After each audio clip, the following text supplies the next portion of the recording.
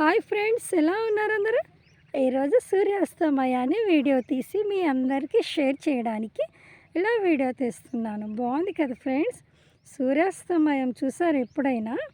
ఖాళీ ఉన్నప్పుడు ఇలాగ ప్రశాంతంగా సూర్యాస్తమయాన్ని చూడండి, ఎంత ప్రశాంతంగా ఉంటుందో మనకు. చూడండి, సూర్యాస్తమయం సమయంలో ఆకాశం ఎంత ప్రశాంతంగా ఉందో.